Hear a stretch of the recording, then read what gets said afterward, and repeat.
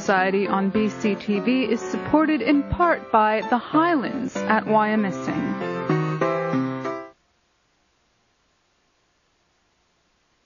Hello and welcome to the monthly program of the Historical Society of Berks County. I'm your host, George M. Miser IX, President of the Historical Society of Berks County and publisher of the Historical Review of Berks County, the Society's quarterly magazine published continuously since October of 1935. Now you realize how close we are to an anniversary. We are. Not incidentally, most back issues of the review are available from the late 1930s to the present time. It should be noted that this program is telecast live on the first Wednesday of each month at 7. It repeats this Friday at 10, Saturday at 6, and Sunday morning at 9 a.m. Welcome all to our April 2010 program. Seated beside me is Joshua Blay, Society Museum Curator and Associate Director. Hello, George. Hi. Beside Joshua is Sime Bertlett, Society Executive Director. Good evening, George. And beside Sime is Terry Royal West, longtime Society member and co-curator of the upcoming exhibition on the Manorbacs, Reading's Master Silversmiths. We're pleased to have you with us, Terry. Thank you, George. Our Henry Johnson Library, Museum, and Museum Store are open Tuesday through Saturday from 9 a.m. to 4 p.m. Our ever-changing museum store is well stocked with a large inventory of books, toys, and craft items. With our great selection, you'll be hard-pressed to walk out empty-handed, whether you're a first-time shopper or a regular customer. Who's up on that one? I believe the green fellow. Okay. I'd like to remind, we ought to talk about memberships here. Yes. And I'd like to remind the viewers that for as little as $40 a year, you can be a member of the Historical Society as well. And you have so many benefits that go along with being a member of the Historical Society. As I said, $40 is an individual membership, and for that you get 4 issues of the Historical Review of Berks County, our quarterly publication that's been in continuous print since 1935, and it's also an award-winning magazine. When you see it, I know people just can't wait to get their next issue. In addition to that, you get our monthly newsletter, or 3-time-a-year newsletter, the Members Update, that keeps you informed on all the things that are going on at the Historical Society, exhibits, openings, lectures, youth education programs, and that type of thing. In addition to that, you get unlimited access to the museum anytime you want, or as well as the Henry Johnson Library. So there are many, many things that go with a membership. You also get notifications on exhibit openings through postcards and that type of thing. For $50, you can join as a family and get all the same benefits I mentioned before, but you get, in addition, unlimited access for all members living under the same household. So it really is a great investment in not only yourself, but also in a wonderful organization here in Berks County. And I urge you strongly to call us up and join the Historical Society of Berks County. And incidentally, family memberships, all living in the same household, are only $50 a year. And while we're on the subject of memberships, we remind you at home that Berks Community TV, BCTV, is a survivor in a tough venue and a unique entity in that it's interactive. You are encouraged to call in with your questions and comments to 610-378-0426. Why not salute BCTV for all the great shows it provides to Reading and Berks, and send a check for $30 for a year's membership. Mail your check to BCTV, 645 Fenn Street, Reading 19601. And remember, time passes, but operating expenses never go away. Sime, I believe. Yeah, I'd also like to come back and say on the updates and the notifications, you'll be notified, if you're a member of the Historical Society, of upcoming events, such as our First Saturday programs, one of which will be taking place this coming weekend, this Saturday. And it's going to talk about our latest exhibit opening, which will open on Saturday, and that is the Members' Treasures exhibit that we are fortunate enough to have George help us out on. It's an exhibit that we haven't done in a long time at the Historical Society, and it's sure to be a really good one. Most of the times when we do an exhibit at the Historical Society, we have to go pretty far afield to get the artifacts that we have. for this exhibit, we found them in our own backyard, and they're on loan to us by HSBC's greatest asset and friends, and that's our members. And everything that you're going to see in this exhibit, and Josh is going to point out a few things here on the laptop, are on loan to us by our members. Now, I'll say one other thing about the first Saturday while we're on it. If you look at your calendar, you'll see that this isn't the first Saturday.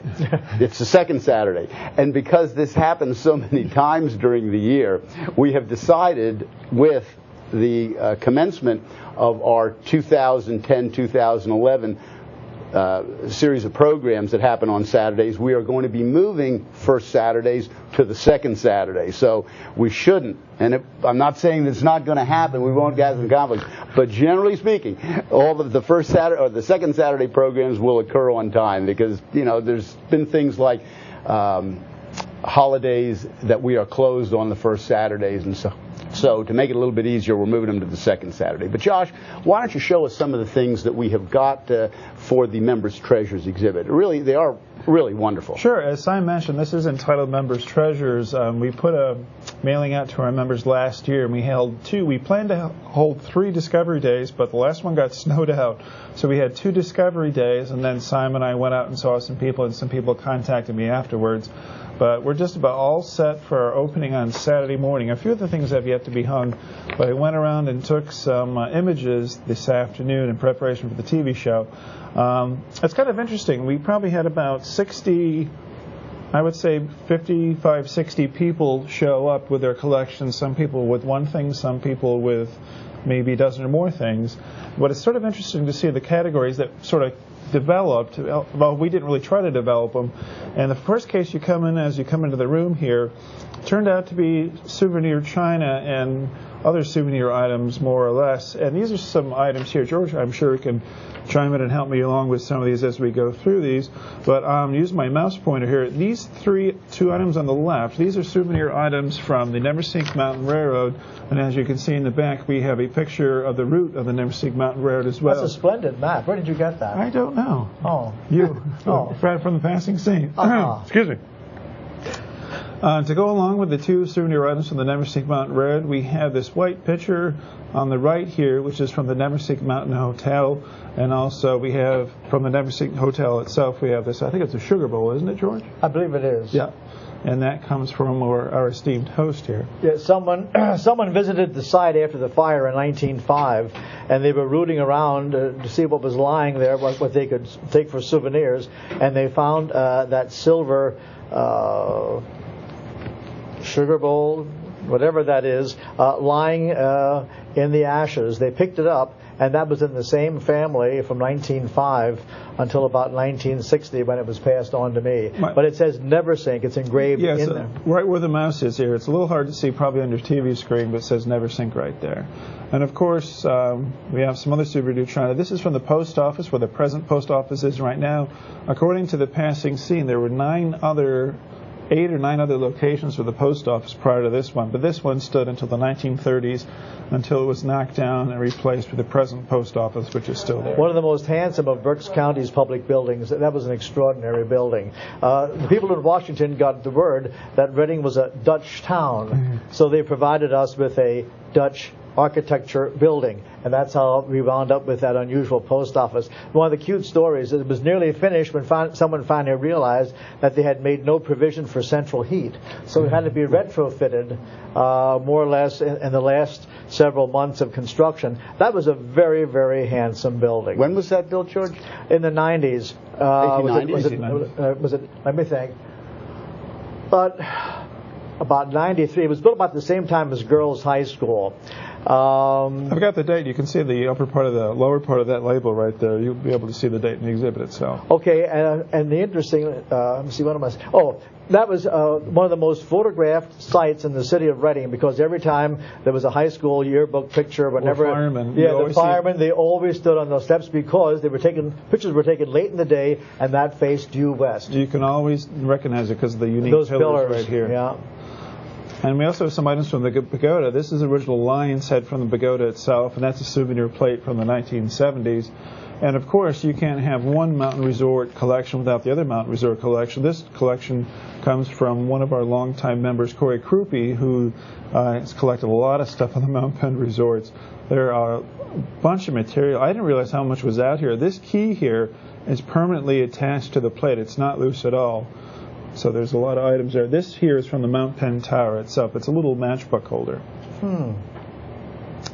There was a business on Penn Street only in operation from 1880 till 1911, I believe. We have some advertising material to go with it as well, but it was called Myers and Heim on 508 Penn Street. I actually just hung that sign this afternoon. And there's a piece of fence underneath. That'll get moved around a little bit.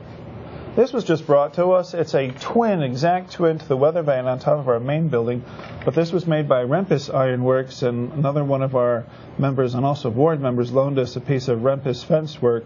They made a lot of ornamental ironwork for windows, for fences, fire escapes, whatever you can imagine. But this is an exact twin. Ours does not have the cardinal directions on it anymore, though, I'm afraid. All the bicycles, they made the bicycles in Reading very early on. I guess, was it the Acme was made, the Reading Standard was made there early on. We have about 2 or 3 cases worth of Reading business materials. Some Reading businesses come and gone. Some of these I really didn't know too much about at all. Unfortunately, this was one of them, F.S. Wertz. Apparently he came from a family of cracker producers, but we don't know too much about the company. They were in milling. They had 3 mills years ago. Simon, they're across from the municipal stadium. Okay. The old building that they tore down, 25 years ago. Terry, that old building at the railroad across from Case, the glass people, the municipal stadium, that was Wentz milling, and they made crackers there. I think probably one of my favorite items that's come in so far. This is a calendar clock. It's running for the exhibit. It's called Feischninger calendar clocks. He was a gentleman that lived out towards Fritztown, and this is actually running for the exhibit. Now, it's hard to see here, but there's a dial right here, 1, 2, 3, 4. It accounts for leap years. Yep. Huh. And it automatically adjusts the day and the time, and also the day of the week. And it chimes on the hour. They're quite rare collection of calendar very clocks. collectible. Yep. We have a quilt based on Burnville area scenes that the lender's mother made for the bicentennial about 1976. She used a variety of local Burnville scenes from pictures and also the newspaper, and took it upon herself to add photos and vehicles and people where she saw appropriate. We have a couple more detailed shots of it. This is our transportation collection. We have an Acme Stormer bicycle here in original condition, except the rubber tires were replaced. We also have a scale model of Stouts Ferry Covered Bridge, as you can see at the top left. And we also have the little blue vehicle in the foreground, was a vehicle owned by one of 2 brothers in the area who had rickets, and these vehicles were built for them. I think I have a better shot of it than here. Fairchild's. They lived right here in the city of Reading, and they would go around the city selling their wares, and they were probably most well known for selling peanuts up at the Reading Fair. But I'm surprised. They got pretty far on those carts. They got all the way down to St. Lawrence. But a lot of people remember pushing them up the hills to give them a boost over the hills. Because they couldn't get up the hill. Yeah. They lived on Kenny Street, which is up on the hill. Now, this particular vehicle was made by Albright Carriage Works over in Mount Penn. I'll use the mouse again here, if you pardon the mouse on your screen there. This crank with the bicycle chain, that's what provided the power for it. On the left side, brake. That's the brake.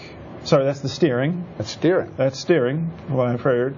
And this, hard to see there, but that right there is the brake itself. They would somehow push it down with the brake there. So that's on loan from one of our members as well. Tom. That's a major exhibit. I didn't realize how small it was until I saw it in person, but you can get an idea of their size here. This is pretty unique. Stencil City of Reading Department of Highways. That's probably, care to say, I can't guess how old that is, George? Of course, we don't want to give too much of the exhibit away. That's true. We have a neat little art section. You'll see the other photos better in a minute, but we have 2 paintings on loan. One's by Coggins, the other is by his wife Alma Woods, and we also have a pastel of Alma Woods as well. On the other section, Victor Scheer, a Ralph Dunkelberger, and a Papa Horning. Papa Horning was from Brecknock Township. Alleghenyville. Yep. We have a beautiful pie safe made by Geisler and Otto, but from 643 Penn Street. And the last, second to last picture I have, this is a drugstore based on a collection that comes to us from the Hoffman family down in Birdsboro. A lot of neat little, it's amazing little tins over there. When everything used to be packaged in a tin, in glass containers, there's even a pack of Lucky cigarettes in there. And you can see the ice cream scoops up here on the ice cream containers. But they did a wonderful job setting up the drugstore. The Hoffman Pharmacy was on Furnace Street across from Birdsboro Steel and the Brooks. 2 more photos left. This came to us from one of our members. This was a proposed connection between the Union Canal, which you can see running along the banks of the Tulpehocken over here, and up top ran the Schuylkill Navigation Company. I think in the 1840s, the 1850s, the Union Canal suffered a flood, the worst flood up until that time, and much of their canal from this point on down towards the city of Reading was washed away and severely damaged. So they proposed a connection between the two canals. Grings Mill, the recreation center with the red covered bridge, is right about here today. So it would have run just northwest of there, up along the mountain here, up along the race area. The Reading Airport, the southeastern edge of the airport. Yeah. Southwestern edge of the airport would be right here today, and 183 would cross right through the middle of this. Oh, no, that would be the southeastern end if you're up top. Yeah. It's not oriented true north. I forget where. Yeah, you can see north is to the left, going up this way. But it would have 183 would have crossed around here, and this would be right at the edge of the airport. And it would have connected in with the Schuylkill Navigation Company here, but it was never built because they didn't have enough money to build it, so it was just a proposed arrangement. It never worked out. And this is the last thing we have. You can see the 2 darts there. This is a dart board made by a local gentleman. Very popular with fire halls and churches. You can see it's set up like a baseball game. We have first base, second base, and third base. Home run. It was right here in the middle, basically the pitcher's position. The gentleman who used to make these also used to repair them, and he said they would most often have to replace first base because that's what people would go often for because it was an easy shot.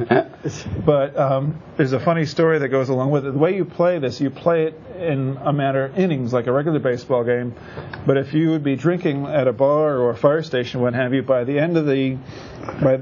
beginning of the last inning, he said a lot of people had trouble hitting the board, much less first base or home run. How often would that happen? But there was a time when virtually every church had a dart league. Mm-hmm. Sure. Yeah.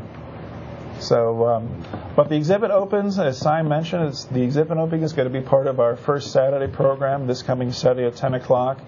Plenty of ample parking, and there's always refreshments beforehand. But now that date for this Saturday is the 10th of April. 10th of April. Yep. And George is going to be hosting the opening lecture, and so I know all of you want to be there for that. Well, Boots is going to say have some remarks on some of the real treasures at the Historical Society as well. So the both of us will be great. We'll be fronting that. Good deal. But there's a wide variety of items. I'm sort of surprised the the categories that they developed. Like we had some items for transportation, for business-related items, and we have a nice selection of artwork too. So there's some very interesting maps you're going to see. You never know what people have in their basement. Another one of the really nice ones is a beautiful old wooden puzzle from 1876 of Berks County, and we've never seen anything like it before, neither has the owner. That's with the townships. With the townships, yeah. It's an old wooden puzzle on a frame. You know, we're doing this exhibit, and I don't know that if the audience knows, one of the things that's really significant about doing this exhibit is that the only things, or I wouldn't say the only thing, that's too general a statement, but the majority of the collection that HSBC has in its holdings, and that's what, 25,000 plus, Josh? Yeah, 25,000 plus, we only have them because it's the generosity of our members or people that are interested in the Historical Society. And generally speaking, they are our members. So what artifacts that we have are there because of their generosity, and I would also say their pride in Greater Reading and Berks County.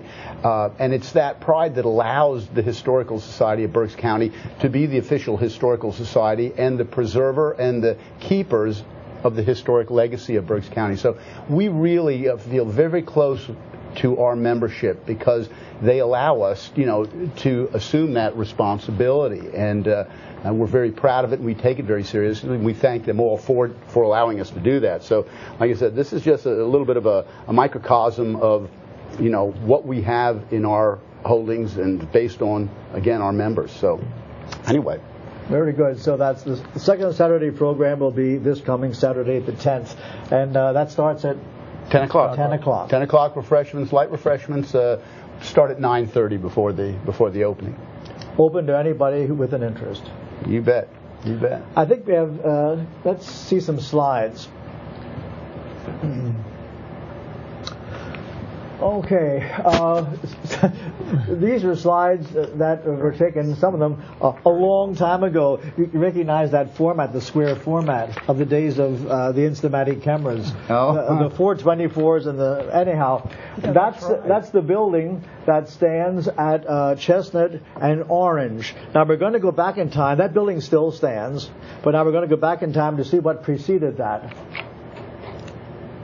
And that's the schoolhouse at Orange and Chestnut and Orange Schoolhouse. Most of the buildings in the city of Reading were built as four-room structures, and they were designed in such a way that you could double the size and make them 8-room buildings. Virtually every 8-room building in the city of Reading started out as a 4-room building, and as soon as they needed more space, they added another section to it. There were only 2 schools out of almost 50 in the city of Reading years ago that never went beyond 4 rooms. I wonder how many of our home viewers can name those 2 buildings. One no longer stands but was well known for a long time. The other one still stands. There is still one 4-room building left in the city of Reading that was never enlarged. Let's see whether anyone can call in and tell us what 2 they were. This is a very unusual one. Some of us Genesius Theater is in the old Northeastern Republican Club building at 10th and Genesius. Where is that? 10th and Buttonwood. Is that Buttonwood or I think Elm? it is Buttonwood. Okay. Now that stands on the site of Genesius Theater. That was built and used for a very short period of time. That was Reading's, what was called Reading's Colored School. Mr. Hubbard was the principal there, and that was used for about 7 or 8 years. And then it was converted to other uses. It was torn down, and the Northeastern Republican Club was built in its stead. I think it was put up about 1924, and today Genesius occupies that building. Pomeroy's on the right-hand side, Krull and Keck. Those who are old enough remember what an impressive building Krull and Keck was when you entered the arcade there. I look back and think, what would that cost to replicate today, that entrance to Krull and Keck? Remember that? I do. But that sort of a Moorish kind of very, very interesting architecture. And then the next building was for a long time the YMCA. Now, underneath about the 3rd floor up where the bay window is, directly under the window you see a bit of a sculpture. There was a very, very handsome half-relief illustration or representation of a female, beautifully done. Unfortunately, when that building was torn down, they made very little effort to try to save that. I'm being kind. Yeah, zoom in on that. I can't. And then the Beck Shoes.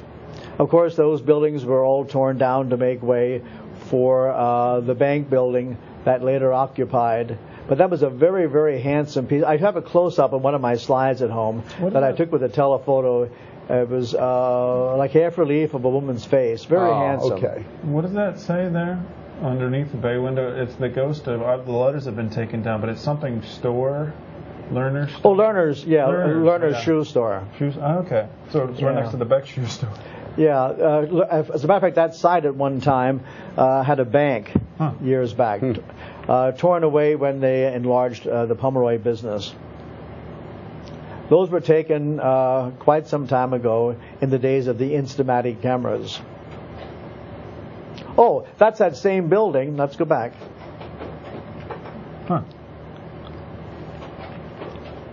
Oops, sorry about it. I didn't want to go back that far.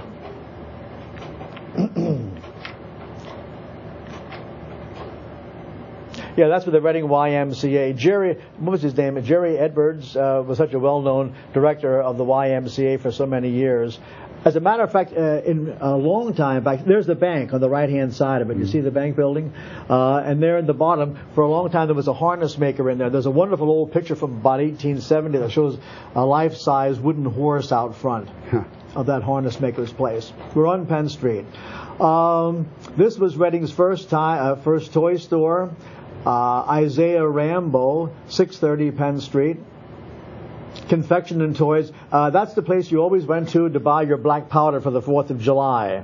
That was a very well patronized institution. Look at the gentleman standing on the right-hand side. Candy and toys. What else can you need? Yeah, that's right. As I said, they were really big on black powder for the 4th of July. And I'm sure firecrackers, too. Oh, for sure. Yeah. Cherry bombs and 630 Penn Street. Yeah, and for the cannon.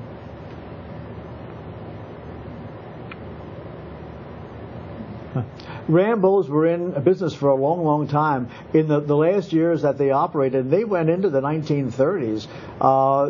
They sold bunting for decoration of the 4th of July and for dance. In the days when the clubs had dances and whatever, they had a lot of decorations. What's the facing material on that made out of, George? It looks like log. Yeah. That building. That's what I noticed. Right, yes it is. Is it log? It has like half...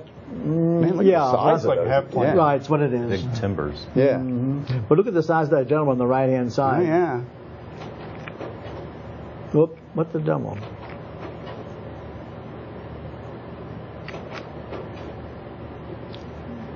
Why is it going backwards?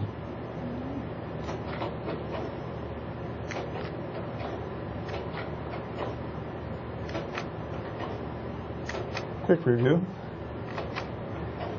Hooray. That's the oldest known picture of Penn Street. That was taken from the daguerreotype studio at the corner of 7th and Penn. As a matter of fact, BCTV would be over on the right-hand side. Where the awning, where the Yeah, where the portico is. portico is, right? Yeah. That I think is in the collection of the Historical Society. Is that right? Yeah. That was really very early. The photography was invented in 1839 by Louis Daguerre, and by 1840, Reading had 2 practicing daguerreotypists.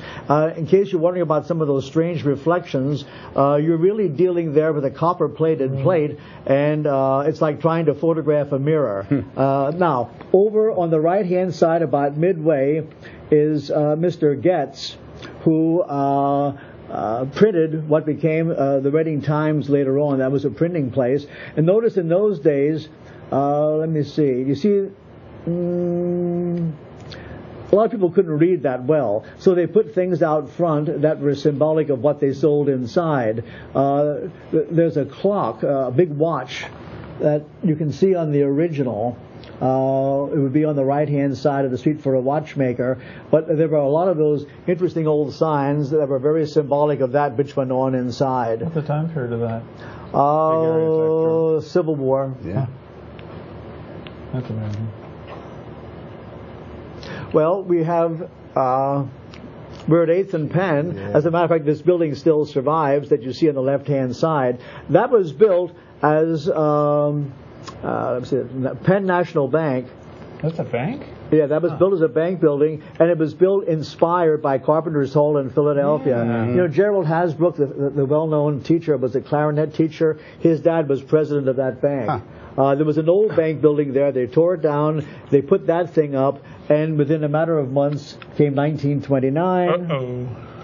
and so much And the rest more. is history. And the rest is history. Now, this is rather interesting. On the right-hand side of the bank, you see that strange little building? There was a cigar store before they tore that thing down. That was actually the new Victor movie theater in the days of the Nickelodeons. Where it says the boys' shop? Yes, that was painted yellow in the last days that it's. Theater.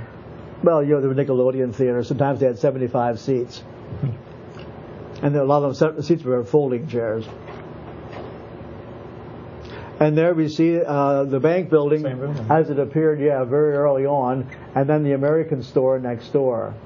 But there's an example of the type of bunting that Rambo sold. Because when they celebrated years ago, you knew there was a celebration. Yeah. They really went all out. I've seen pictures of buildings. They were so covered in bunting, it's hard to tell there's a building exactly. under there, except for the doors. And I'm going to guess there was an Elks convention in town. Or is that a moose? Sure isn't an Oriole. I'm not sure. Okay, can we back away a little bit? We're at 10th and Penn. That's Schwartz's. That was Schwartz's shoe store, last operated by Jack Schwartz and Bill Blau Schwartz, good friends of mine at 10th and Penn. Today there's a second-hand store on that corner. The portico is gone. At the time this picture was taken, it was a wholesale liquor business. Now, if you look right up Penn Street, you can see very lightly in the distance the old Berks County Prison. Some old cards called it the jail, but in point of fact it was the Berks County Prison. 1840. They took the last stones from the prison away. They finally got everything cleaned away in 1937, that very momentous year. And we have the cornerstone for that building on display downstairs in the lower level. Yeah. With one of the original jail cells, so if you ever that's right. feel to give your kids some timeout time, we have the perfect. Yeah. It's close too. That has changed quite a bit. Do you notice that they're putting up the peak again on that building? Yeah, they did. Out of structural steel. I just drove by that yesterday. That surprised me. That was taken in the 60s, I guess. And notice the crossover between the nurses' building on the right-hand side and St. Joe's on the left-hand side. That was originally the site of a winery. Augustus Vollmer, V-O-L-L. He was a German vintner. As a matter of fact, his house, which stood about where the nurses' quarters are today, was the first St. Joe's Hospital. 12 beds, 6 up, 6 down. Ladies were on the first floor, and the gents climbed to the second floor for their beds. Oh, there is his house, Augustus Vollmer's house. That would be at what? Birch and Walnut. Birch and Walnut. Is that an open patio or an open porch on the side of the building? Beautiful ornamental work. But when they enlarged the building all the way around, all that porching disappeared. Let's take a little break and go on with something else. Well, let's see. What do we want to talk about? You want to talk about some of the things that are coming up at the Historical Society, George? Well, let's go on to Terry and let him say some things, and then we can sort of wrap things up. The latest issue of the Historical Review, which is an absolutely superlative issue. The color in here is about the nicest that we've ever had. And our appreciation goes out to Michelle Lynch, who is editor of the Historical Review and has done wonderful things with this magazine during her tenure. We've been very fortunate having very talented people as editors over the course of time since 1935. A lot of color. This is a real departure for the magazine, and of course it has taken on a new look. When the Historical Review started in 1935, it was a reflection of the German-American magazine. And after 1941 or so, we changed the format a little bit. But you look at the very earliest issues, and they look like the German-American magazine. Anyhow, in this magazine, which has some really great stories, there's a section that begins talking about a good, interesting article, Growing Up in Pretzel City by Charles J. Adams, Jr. That's Charlie Adams' dad. But one of the feature stories in this issue is this one here, and it's titled The Mennerbecks, Reading's Master Silversmiths, 1785 to 1870. First one, William Mennerbeck, 1762 to 1838. and then it lists the other ones. And we're very fortunate to have a collector of Mannerback who's been really very serious about his collecting. I remember the first time I was invited to see his collection. I wasn't so sure how thrilled I would be looking at spoons, but I soon learned that there was a whole lot more to his collection than just plain spoons. And were they only spoons, they're the most gorgeous spoons you have ever seen in your life, and they were made in Reading, Pennsylvania. So we are really pleased to have Terry West, who has preserved this for Berks County, with us on the program this evening. I'm going to turn it over to Terry to say some words about this collection. You. Thanks, George. Collectors of early American silver have long admired the masterful work of three generations of Mannerbacks: William Mannerback, his son Prisca LeVan Mannerback, and his grandson William LeVan Mannerback. They worked in Reading from 1785 till 1838, and then from 1838 until 1870.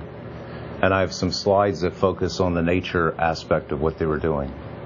We have some pictures here on the laptop. Terry, how did you get involved in collecting it? Just a brief background. It started with one spoon. Is that right? Yeah. And I was so enamored of the handwork. Okay. Do you still have that spoon? Oh, yes, I do. Wow. Still have it. It's going to be in the exhibit. It's in the exhibit. Oh, good deal. And when was that, Terry?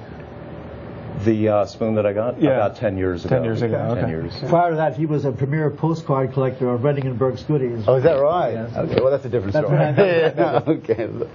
Well, anyway, what you're looking at here is a view of the Mannerback shop, which is on the right. It's the first dormered building. This one right here, right, Terry? Right there. Yep. And back in Mannerback's day, that address was 21 East Market Square, later to become 531 Penn.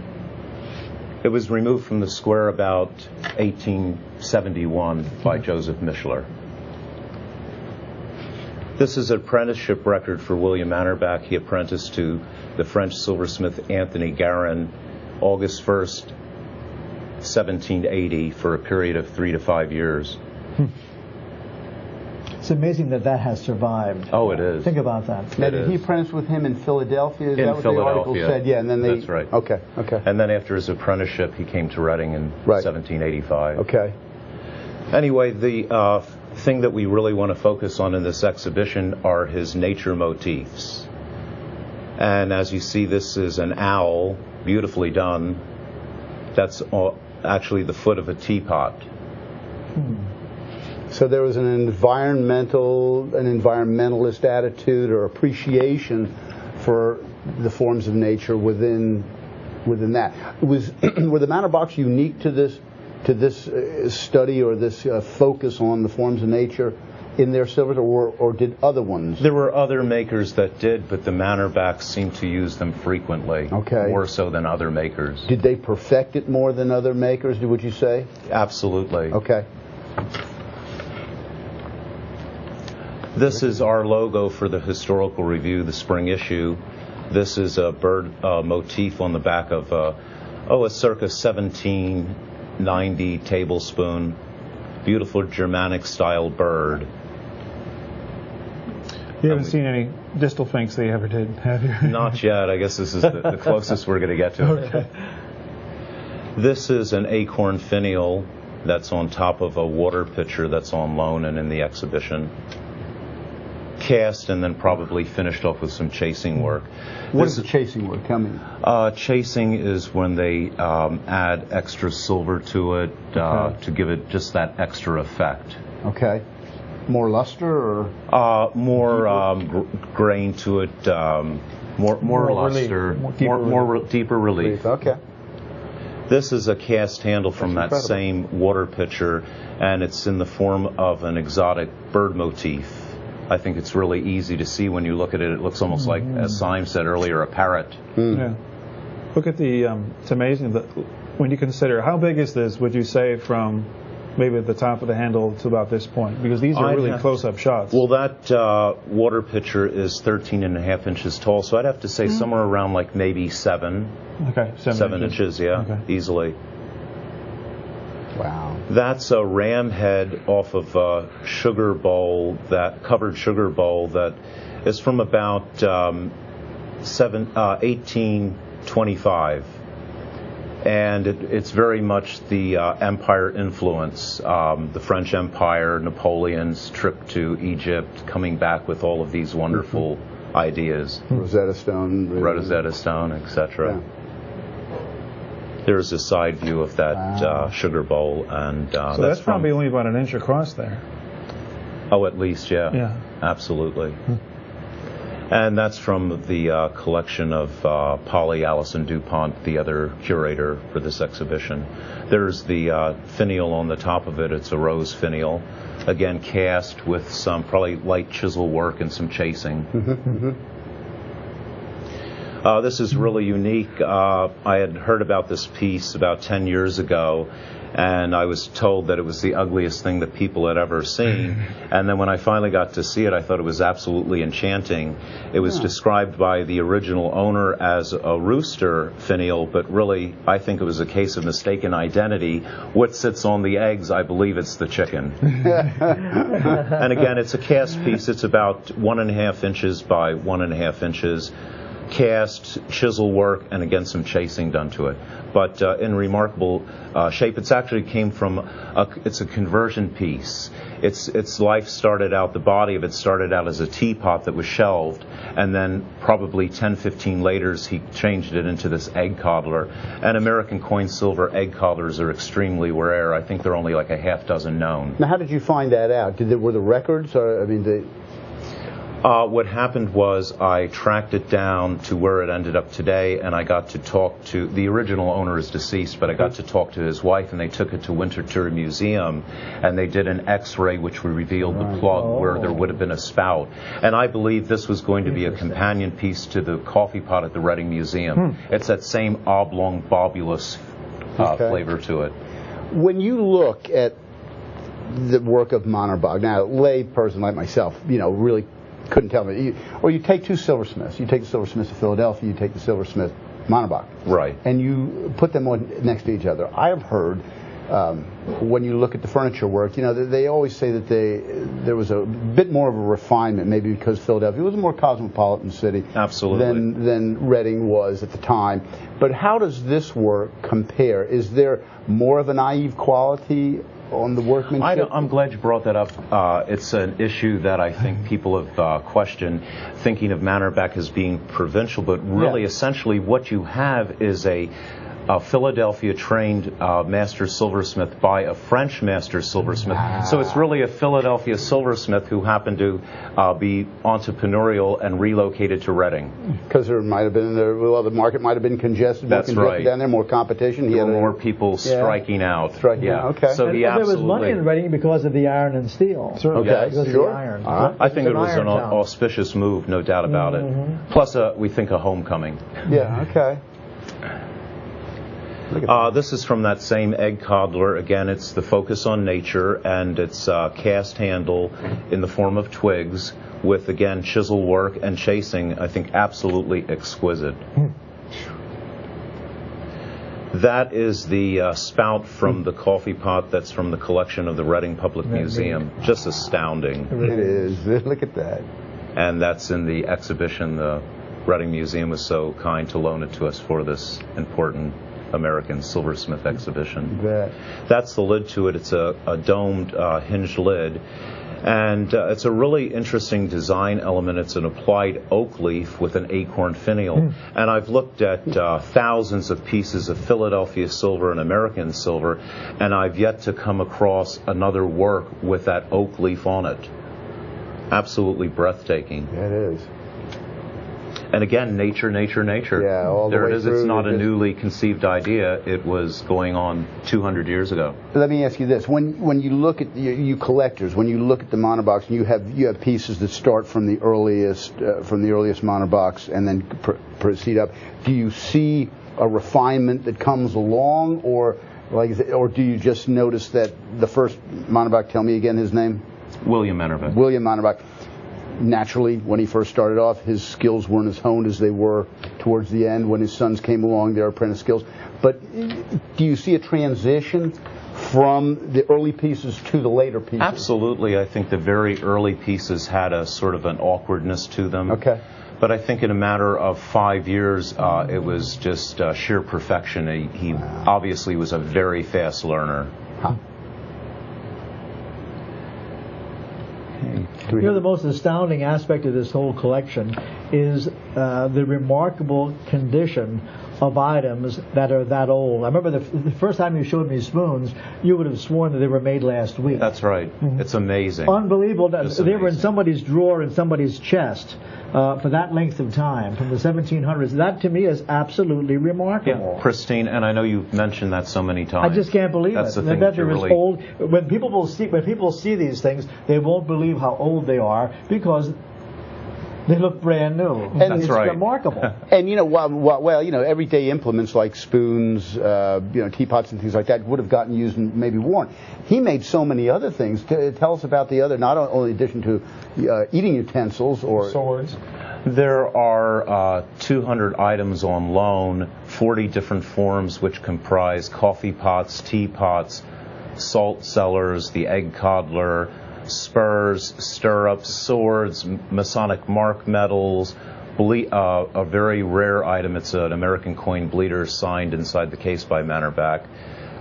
Just amazing to me, since there are only about a dozen of those known, that Mannerback made one, and we think possibly for Dr. Otto, his son Be a good John Otto. guess. And especially because he was in such close proximity to neighbor. You could throw a stone from one house to the Yeah, next. absolutely. You sure could. And just an array of items, water pitchers, milk pitchers, just 40 different forms. 40 different forms. How many different museums do we have artifacts from? There's seven museums involved in this exhibition. We thank them. Thank you. You bet. Indeed. Yeah, this is right. We've never done anything like this at the Historical Society, have we, George? I mean, Not in this level. I mean, this. We've shown things like that in cases, but never a whole exhibition. Yeah. And I urge the public to come and see it, because it's the first time ever exhibition of what they were doing here in Reading, and probably will never happen again. That's very true. One of the things that makes our exhibits so unique, now we do have 7 institutional loans, but a lot of our exhibits depend on private lenders, and people will move away, they'll get into collecting something else. So every exhibit we do, whether it's in the Palmer Gallery like the rifles, or the main gallery like the members' treasures, or beer and pretzels, or tools, it really is a once-in-a-lifetime That's true. gathering of items. Like that long rifle exhibit, they'll never get all those rifles together again. And it's Never. what and done. Yeah, once and done. And well, this Mannerback is the same way. But you know, the great thing about this is, we really got lucky when we built the Henry Janssen Library. You know, the question was, what are we going to do with the existing library that we had that was there at 940 Center Avenue? And well, Joshua and I and the trustees had talked that we needed additional space for exhibits and things like that. Well, this really came, this has just worked out so beautifully, because you can have, if you will, without sounding too highbrow, intellectual or esoteric exhibits such as Mannerback, such as the Berks County long rifles, and we're able to have exhibits like that and focus on that part of our heritage, but we're also able to put on, broader categories, that like beer and pretzels, like the Reading Railroad, members' treasures, World War II. Yeah. So, like I said, we're fortunate that we can present both sides of the coins and appeal to a much broader base. There's something for everyone. There's something for everyone. We couldn't do that before. We can now. That's great. It's a wonderful gallery, by the way. Thank you. Yeah, it's beautiful. And we thank Mrs. Vivian G. Palmer for allowing us to do that. And also, the continued thanks go to the Reading Public Museum for loaning the cases to make that room possible. We first loaned those for the rifle exhibit, and they were the perfect cases to use for the rifle exhibit. Everybody says, "Oh, you must have had these custom made for the rifle exhibit." They're about 100 years old. So they work out great. We use the same cases. We took up the gun racks and putting glass shells, and they're absolutely going to look really nice with the silver in them. So that's great. And this exhibit opens on May 1st, which will be our first Saturday program for May, which will be May 1st, which is a Saturday at 10 o'clock. So Mannerback will open at 10 o'clock. Yep. Saturday, May 1st. That's right. We mentioned the first Saturday program is moving to second Saturday, but that doesn't happen until September. Yep. September. So, like I said, until then, we're still on first Saturday. But since we won't have a TV show before the May program, That's right. We're actually going to right. have a first Saturday. That's that right. ends up The on a TV show will be on the Saturday, fifth. May 1st Yeah, Saturday. there you go. That's great. Funny how that works out. Yeah. So the first Saturday will be on the first of the month, so that's the easy one to remember. But please do join us for the opening for that exhibit, which will be on May 1st at 10 o'clock. May Saturday. 1st at 10 o'clock. Yep. I wanted to mention one more thing, ahead. that there is going to be a catalog available for this exhibition. So I just wanted It'll to... be a tremendous catalog. The photography is elegant. Yep. Thank And you. that'll be a first of its kind as well, along with the exhibit, the First first ever catalog devoted to Montabaque Entirely exclusively. to their work. That's right, to what their they were work. doing. And Terry, you're delivering the opening lecture That's for right. the Montabaque. So, Correct. and that's going to be at 10 o'clock on the 1st of May. That's right. A slide lecture. Great. So we look forward to that. You bet. Before we maybe we can close with a couple of slides, but do you have any other announcements? I think we have something coming up at Handel, don't Yeah, we? well, I want to mention two things. Go ahead. We have a youth education program that's coming up, and we're really happy. This is about the 5th or 6th year that Carol Toomey and her Rainbow Interactive Theater are back at the Handel House. And this year's production is going to be Snow White's Enchanted Tea Party. It's going to take place on Saturday and Sunday, April 17th and 18th. On each of those days, it's Saturday and Sunday, on each of those days you're going to have performances at 1 o'clock and then again at 3:30.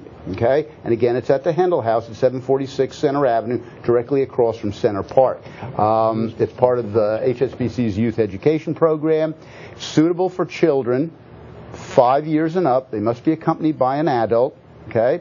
And the ticket prices are $10 for children, $15 for adults, but that includes refreshments following the performance. So these are great events. It's an interactive theater. They're all child actors, and it's great to see this young talent. Yeah, it is really nice to see this young talent do such a wonderful job. So it's a great event. Also like to mention that the Historical Society, as part of the Members' Treasures exhibit, is also going to be having their annual fundraiser, friend-raiser, and that's going to be at, it's going to be called Stokesay Renaissance. And if you haven't been to Stokesay since they reopened in November, you really need to take part in this friend-raiser. It's going to be a great time. Stokesay is one of the iconic architectural landmarks here in Reading and Berks County, and that's going to take place on Friday, June 4th, and it's going to go from 6 p.m. to 10 p.m. At 6 p.m., there's going to be a cocktail reception that'll last for about an hour, and then our esteemed president, George, is going to be delivering a lecture on the history of Stokesay, how and why it was built, when it was built, and just give you a little bit of the particulars Built by on one that. of our members, one of our trustees. What's that? Built by one of our trustees. That's right. One of our trustees. So that's going to happen. The proceeds from the event are going to go to fund the youth education and the adult education outreach programs. Tickets are $100 a person. Okay. But that, like I said, that includes your dinner and everything and all your entertainment. Entertainment's going to be provided by Maria DeMore Trio, and she has a wonderful voice, so that's going to be great. And tables of 8 are available. Get 7 of your friends. You have a great time. So, again, Friday, June 4th, 6 to 10 p.m. Call the Historical Society at 610-375-4375 for more details. Judy at the front desk will be more than happy to help you out. And give us those dates again for the Handel event. The Handel event is going to be April 17th and 18th. That's a Saturday and Sunday. 2 performances on each of those days, 1 p.m. and then again at 3:30 p.m. And that's at the Handel at 746 Center Avenue, directly across from Center Park. And there's one more Handel event while we're at it. This Saturday, even though it's our exhibiting opening day, we also have the second Saturday of the month is also our open house down at the Handel House. And this gives you probably one of the last opportunities, might go a little longer, but it's probably one of the last opportunities to go down and see the wonderful egg tree that Vicki and Pat and Chris Miller have worked on. It's a beautiful sassafras tree wrapped up in cotton with some of our eggs from our extensive egg collection, but that's going to be open until about 3 or 4 o'clock. Took a week to wrap that. And that really is, when you look at the Easter egg trees, if you want to, what makes Berks County unique? that really is. I mean, that speaks to the, you know, what That's you an want to call it, Pennsylvania tree. Dutch. It's big. Berks County Heritage. Yeah, Huge. It fills up the room. It is. What do they got? About 300 or 400 eggs on that? Something like that. I had to. Helped Vicki put the tree up to put it in the stone bucket. She kept getting more stone buckets because she didn't realize how big the tree was. But we had the building open Wednesday afternoons in March. But we're going to have one of the last opportunities for you to see the tree again this Saturday as part of the Hendel Open House.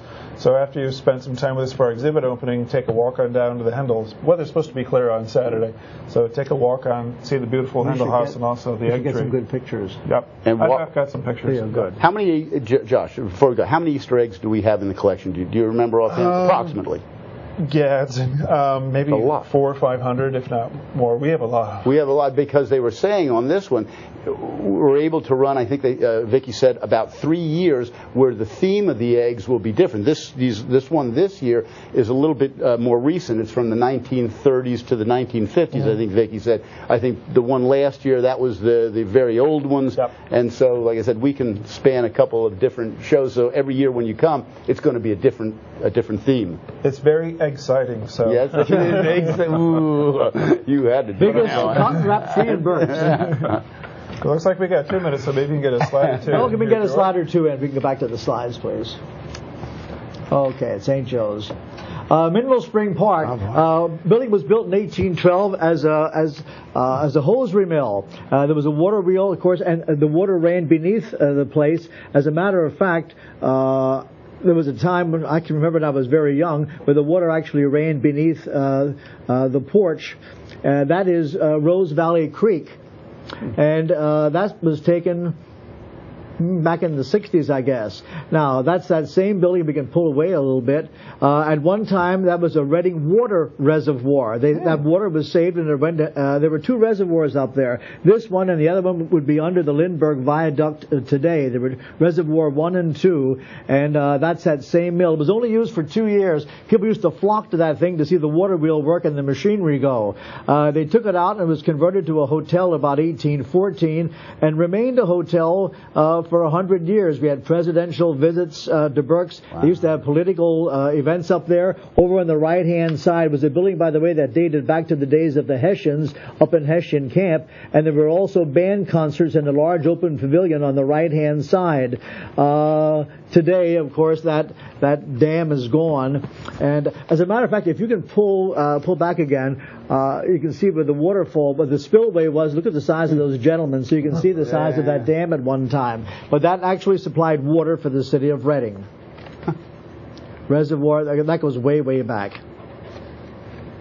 We'll probably end with this one. This is a rather rare view. Now, we all know the pagoda, but of greater interest, painting off to the left-hand side, is Billy Whitman's, can we get a little bit of that building on the left-hand side? Billy Whitman's little clubhouse. They took the roof of that off years ago, put it on his garage near Northeast Junior High School. Unfortunately, they tore that building down. Tell your friends about our show, which is on live the first Wednesday of each month at 7. The program repeats this Friday at 10, Saturday at 6, and Sunday morning at 9 a.m. Thanks to today's program associates, Joshua Blay, Sime Bertlett, and Terry Royal West. I'm George Miser, your host and president of the Historical Society. We look forward to having you join us again the first Wednesday in May, which I believe you said is May the 5th. Yep. We thank you for watching.